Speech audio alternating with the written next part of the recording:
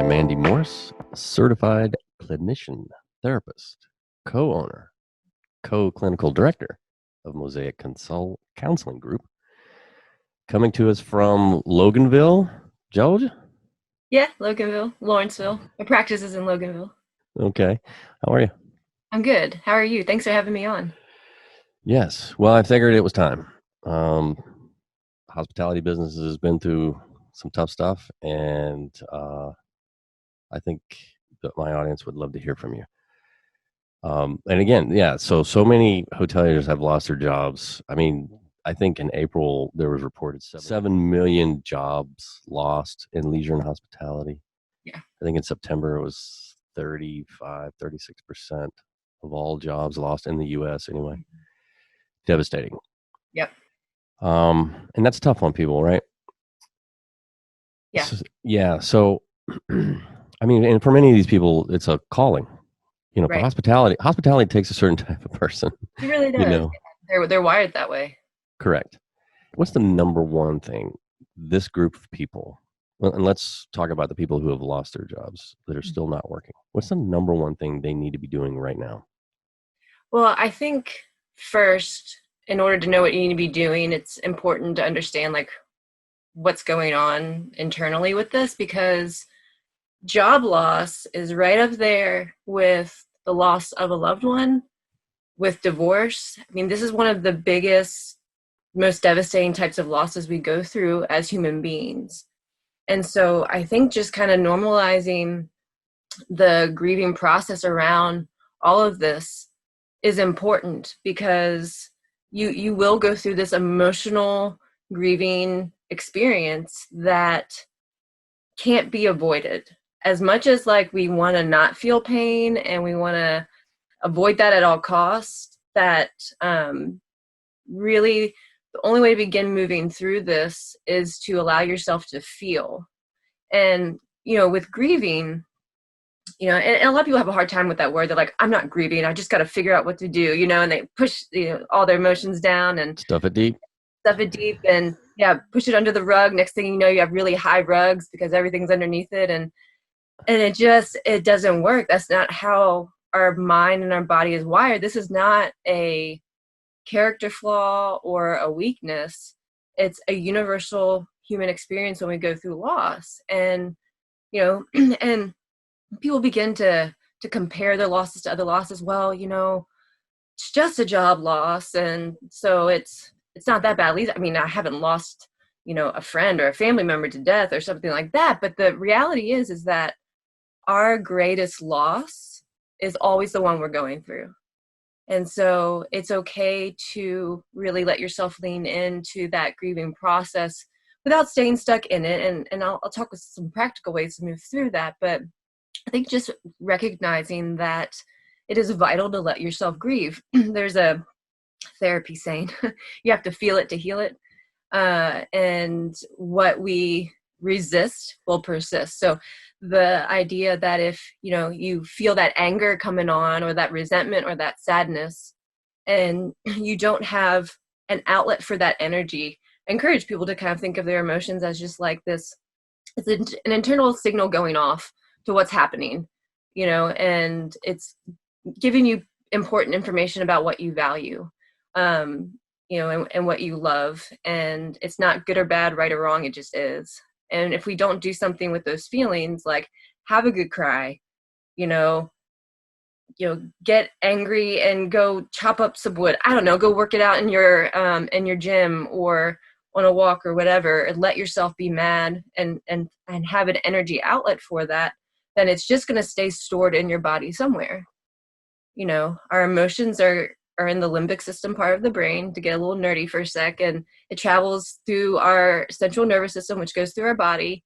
And that's why people get stress headaches, get tension headaches, carry their stress in their shoulders or in their gut or whatever it may be. And so it's true, we can't escape our feelings. And so I think just acknowledging that you are in a period of grief, therefore you have to do something with your emotions, and have to begin to move through them to be able to get to a place of moving forward.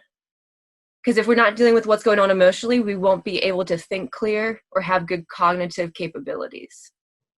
So if we come to a grief, we come through that. What are some practical things that we could be doing, because to get through this? Yeah. So there's a couple things. Well,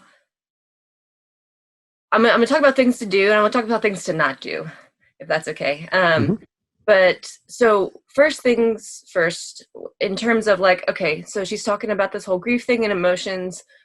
No one's ever modeled for me how to deal with emotions. What does that look like? So there's a simple sort of structure that I give to my clients, and I use whenever I'm overwhelmed, just to kind of give me a structure. And it's the acronym is called FUEL, FUEL. So feel, notice how you're feeling. I'm feeling pissed off. I'm feeling angry. Understand where it's coming from. Find a way to express it, either through, you can journal about it. You can talk to a friend. You can talk to a coworker who's going through it. You can, walk it out, whatever you need to do to express that, and then let it go. So the idea is that emotions never stick around. They start off small, get big, and then go away. And letting it go is just giving yourself permission to get back to the day. So you've dealt with that, you're back to the day. And then, with the job losses, now you're out of your rhythm. You woke up at a certain time, you went to your job at a certain time, you did X, Y, and Z things. There was a rhythm and a pattern. And we operate out of rhythms. We have the circadian rhythms, our own internal 24-hour biological clock inside of us. How we operate is out of systems of rhythm. And even with this pandemic and everything going on, the devastation around everybody losing their rhythm caused a lot of mental and emotional, psychological effects. So I tell people something super practical is just get some sort of rhythm back into your life. Okay, so now have like a morning routine and a winding down routine. Maybe try to eat your meals around the same time every day, start to establish some sort of, and it doesn't have to be this like rigid rhythm, but something that becomes predictable for your mind. Because when something devastating like this happens, your mind's fight or flight system, which is like our protector, it's like it sends this threat alarm system going off that there's now a threat. Things aren't predictable anymore. You're not safe, and so you have to start to establish some rhythm back in your life. The third thing, and I think this is one of the most important ones, is that with losing a job, especially in the hospitality industry, these hoteliers, I don't say that right. This is very much connected to their identity and who they are as a person. The empathetic care that it takes for someone to be in that field and to want to care for others. So this is a big blow to your identity and sense of self, which makes it feel especially more devastating. And so I really encourage people to recognize that while your job and your work is a part of who you are, it's not all of who you are. And you can't solely base your value and self-worth in just that one thing. And so beginning to reconnect with like your passions and your hobbies, maybe spirituality, faith, maybe it's relationships. You allow yourself to kind of recognize that you're mourning this one part of yourself, but there's so much more to you than just your job. And reconnecting to those other parts can be really healing. And then making sure that you're finding some support. This is not grieving the loss of something. So the death of something, the death of your job, whatever it may be, is a very personal experience because no one knows what you're feeling except for you. And so in that, it can feel really lonely, but you don't want to be alone in it. Yeah.